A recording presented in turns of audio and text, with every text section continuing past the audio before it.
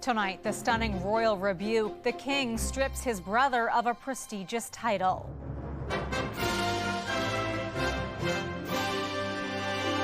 Andrew's extraordinary fall from grace. I am pretty astonished, I have to say. This is the strongest action against a member of the royal family. And not just a name, what else King Charles has decided to take from his younger brother.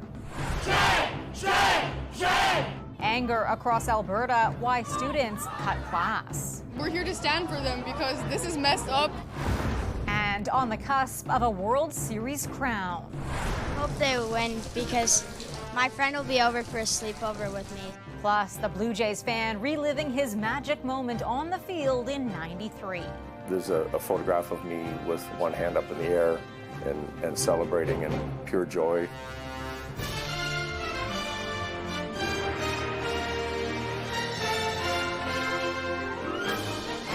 CTV National News with Omar Sachedina.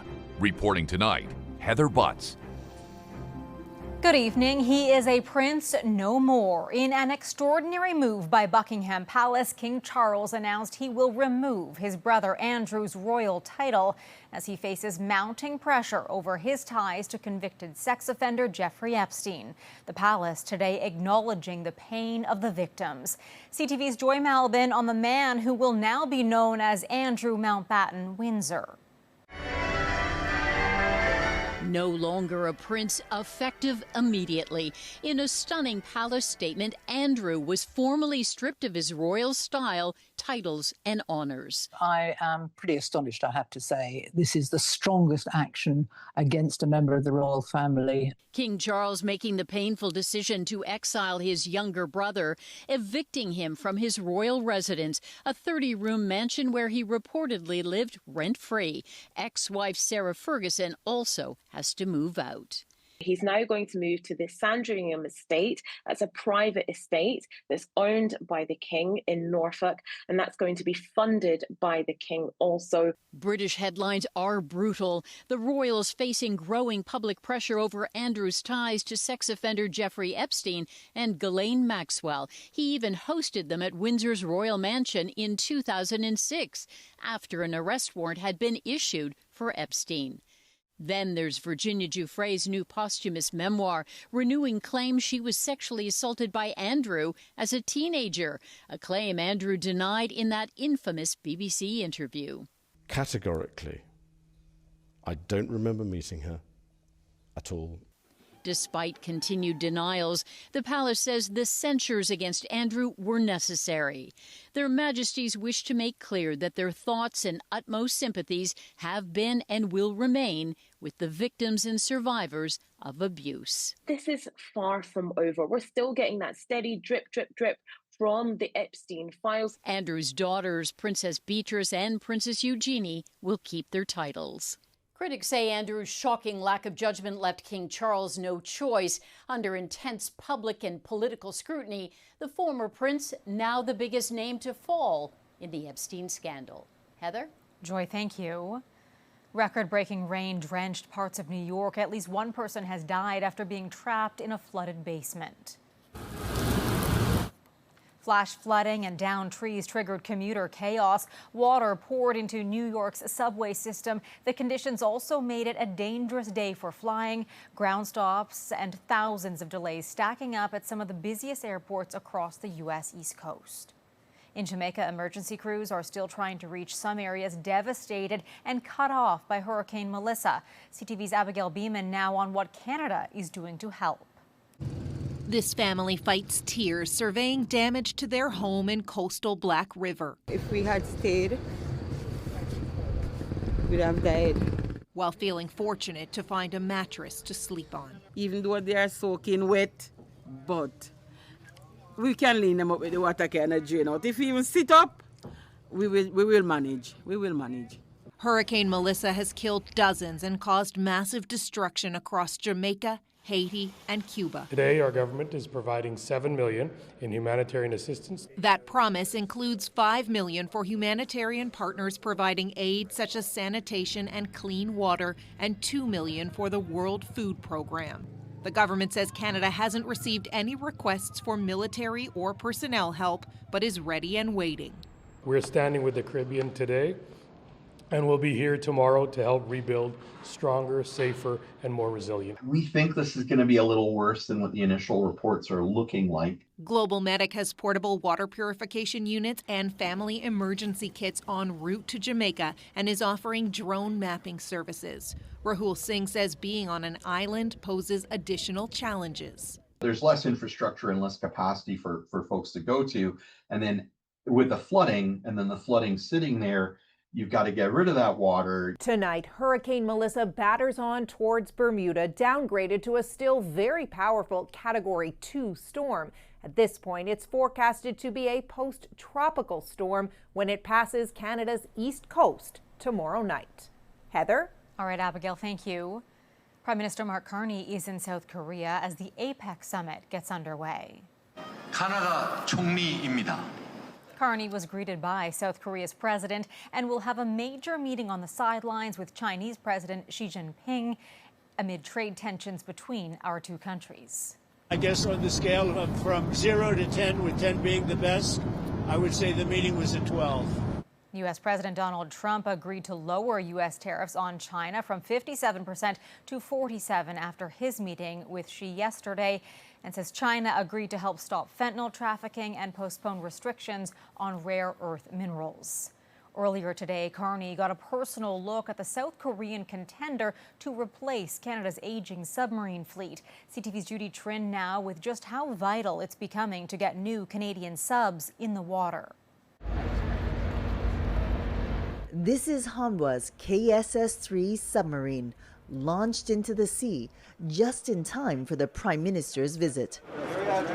Mark Carney climbed down 7 meters to check out what the South Koreans want Canada to buy. I told him we can build a submarine in 6 years. The Royal Canadian Navy needs to begin replacing its aging fleet by 2035. Of its 4 submarines, only 1 is operational, the others in maintenance. It's the only technology in the Navy that guarantees that we control our waters. We get to say who comes into our waters, and if they don't have our permission, then we can keep them out. Hanwha uses robot technology to build its submarines, which will cost about $2 billion each. It's competing with a German-Norwegian venture. Carney toured TKMS over the summer. Its state-of-the-art vessel is still in production. During a visit to Ottawa last week, the CEO didn't provide a cost estimate. And of course, we will calculate on a base what the customer wants to have, which capabilities should the submarine have. So for us, I think it's too early to shout out a price range. The Navy wants to buy 12 new submarines. The successful bid must also benefit Canada. Factors like industrial benefits for the country, the use of Canadian inputs, materials like steel, the timeliness of the delivery of a submarine, for example, will be important for us. The federal government says it will choose the winning submarine contractor in 2026, but it could happen earlier. Judy Trin, CTV News, Koje, South Korea. An apology today from the Canadian Armed Forces to current and former members who faced racism and harassment. It's an important move, but is it enough? CTV's Annie Bergeron-Oliver on how it's landing with some of those who served. Reuben Coward has been out of the military longer than he was in it. But the trauma after years of painful encounters ranging from racial slurs to being passed over for promotions still affect him and his family. This is wrong on every conceivable level. And for people that are supposed to be purportedly educated and fair-minded, I've seen a disconnect in their actions. But decades after Coward's retirement, military members continue to face racism and sexism on the job. It was extremely hard because I joined when I was 16 years old. Jay Day says the first racial slur came early in her 17-year career. I started to receive a lot of negative comments based on my skin color, based on being a very petite woman as well. And that just trickled into so many other feelings of not really feeling proud to wear the uniform. Today, the Canadian Armed Forces gathered survivors for a long-awaited apology for the treatment racialized members have faced. I apologize to every CAF member veteran who experienced racism, discrimination, and harassment. And I acknowledge we failed you. An acknowledgement the Chief of Defense Staff says marks both a milestone and a difficult day for the military. We failed to live up to the values we project and promote around the world every day.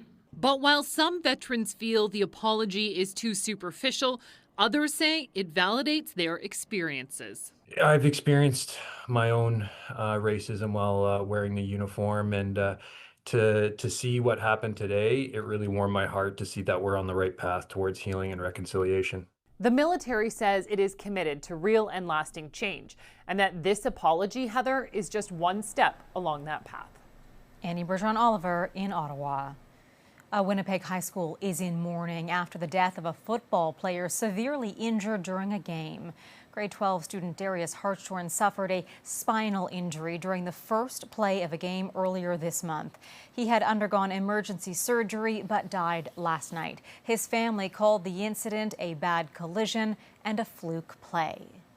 In Alberta, thousands of students walked out of class today, staging a massive show of solidarity with teachers who were forced back to work this week. CTV's Kathy Lee is gauging their anger and outrage. A dramatic lesson in civic engagement. Thousands of students across Alberta walking out of their classes and rallying to send a strong message to the UCP government. We're not walking out because we don't care about school. We're walking out because we care too much. We care too much to stay silent. The students here are angry. You could really feel the emotion in the air because their teachers aren't able to strike. They've taken matters into their own hands, and they want the government to listen. They want to be heard. Pay our teachers and give us the education we deserve because this isn't fair. The class sizes are too big, so we're not getting a proper education. After 3 weeks of striking, teachers forced to return to their jobs Wednesday, the government using the notwithstanding clause to pass the back to work legislation. To use the notwithstanding clause was a coward move. They're abusing their power. They don't need to be doing that. They had their rights revoked, and we're here to stand up for them. The move triggered the Alberta Federation of Labor to declare the possibility of a potential general strike, the UCP saying it would not comment on it until that strike was confirmed. Amidst the labor unrest, the Alberta Chief Electoral Officer approving a petition to recall Alberta's education minister. It's a really tough thing to manage and would certainly take a pretty large groundswell of support from those who voted last time to vote differently this time. Still, some of these students would support the recall if they could. He's not doing anything to help the actual people who need help, which are the teachers. Because they've had enough. Kathy Lee, CTV News, Calgary. The Toronto Blue Jays are just one win away from becoming World Series champions, and they'll get 2 cracks at it at home. CTV's Allison Hurst now on the history made in Game 5 and the hype for Game 6 tomorrow night. On the first pitch of the game, with a fly ball to deep left, Davis Schneider hit it out of the park. No way! No way! And no one loved it more than his dad.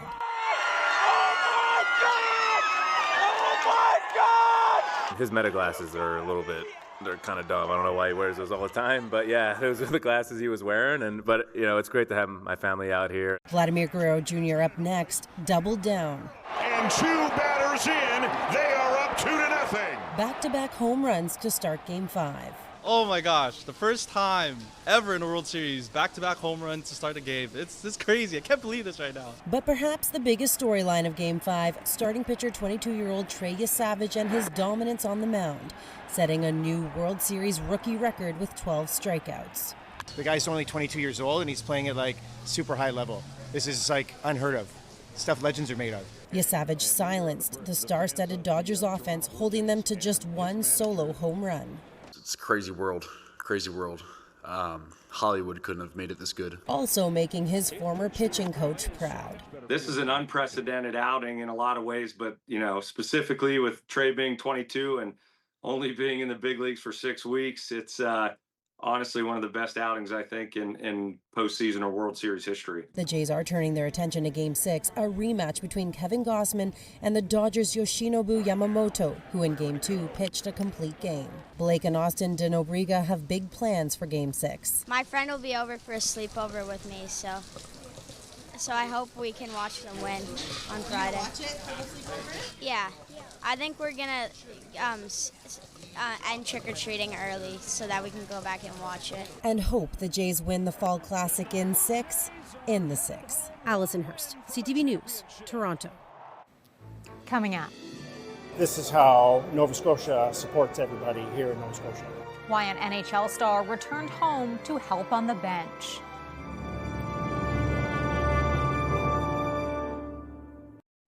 A celebration of life, community, and hockey in Halifax saw NHL star Brad Marchand return to his home province to support one of his best friends. The family is dealing with the tragic loss of a child. CTV's Paul Hollingsworth on the moving tribute that took the Panthers player off the ice and onto the bench. It's something NHL player Brad Marchand is likely used to, being mobbed by young fans looking for an autograph. But when the puck was dropped at this special game, Marchand was on the bench, trying something new, coaching a hockey game while managing his emotions. This is where we need to be. We need to be together. I need to be supporting each other. The Cole Harbour Hunters U18 hockey team is coached by JP McCallum, one of Marchand's best friends. Last week, when McCallum's 10-year-old daughter, Seela, passed away from cancer, Marchand took a break from the NHL to be here in his home province for his friend. JP has been one of my closest friends since I was 12 years old. In addition to working as a guest coach, the game also served as a fundraiser. Those who attended say, when times are tough, this community comes together. In this case, to make sure the McCallum family knows they are not alone. I'm not surprised. This is how Nova Scotia supports everybody here in Nova Scotia. We care, and we're special talent when it comes to helping people rise back up. Marchand said when he approached the Florida Panthers about coming back to Halifax for this game, he received full support from the entire team. The Panthers organization's been incredible. They right away, they were extremely understanding. Just, go home and just tell us when you're coming back. We're a family at this point. What the family's going through and the loss of Celia is devastating to all of us and the entire community. A community that rallied to show their support, led by a hockey star who found his way home to a game filled with emotion and meaning. Paul Hollingsworth, CTV News, Halifax. Still ahead tonight. How many Canadians are struggling with the cost of living and what Ottawa's upcoming budget could mean for them.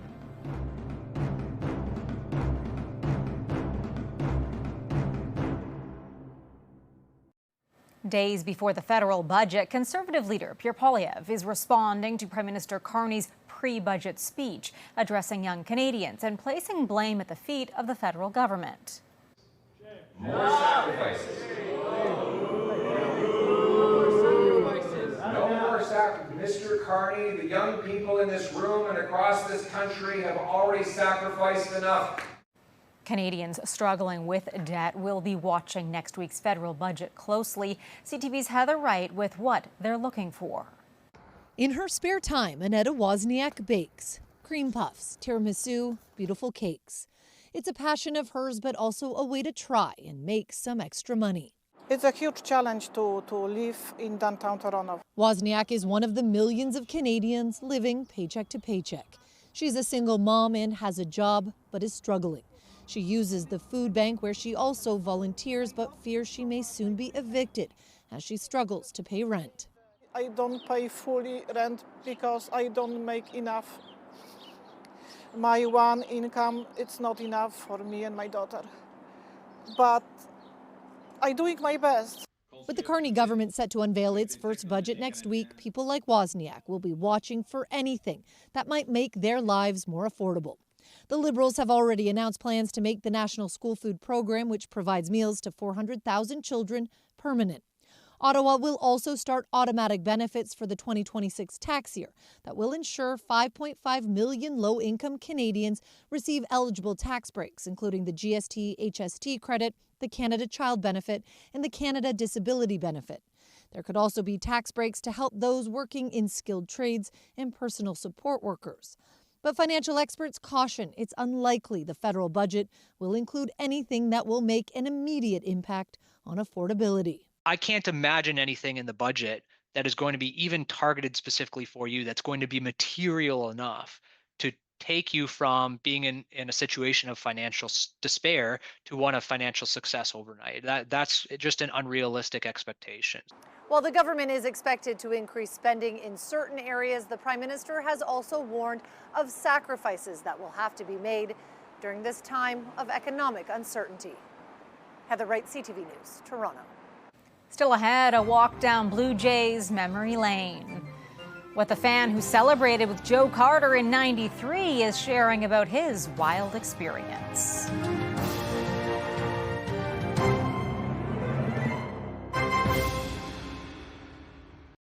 We leave you tonight with a trip down memory lane, back to the World Series of 1993 and that walk-off home run by Joe Carter. If you remember that game, you'll likely recall a superfan who ran onto the field to celebrate that victory. CTV's John Benavali Rao caught up with him all these years later. A pitch on the way, a swing and a belt. It was a moment of pure magic. Joe Carter touching them all to win the '93 World Series.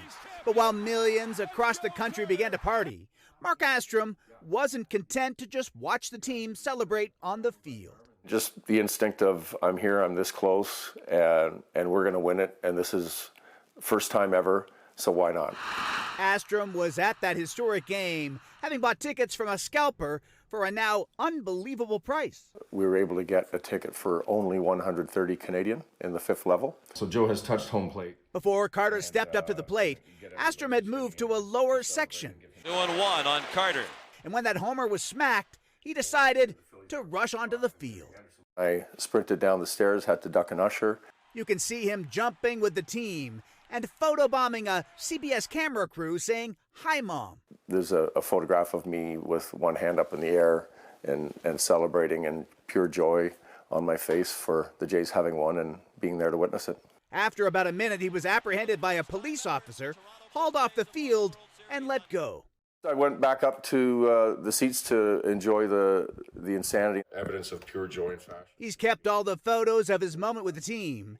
As for this time around, he says he can't afford to pay the thousands for a ticket, so he'll be watching Game 6 at home while enjoying the special memory he has from the last time the Jays won the World Series. It makes me laugh. It was a lot of fun. John Benavali Rao, CTV News, Peterborough, Ontario. Let's go, Blue Jays. That is our newscast for this Thursday night. For all of us at CTV National News, thank you for watching. Good night, and I'll see you again tomorrow.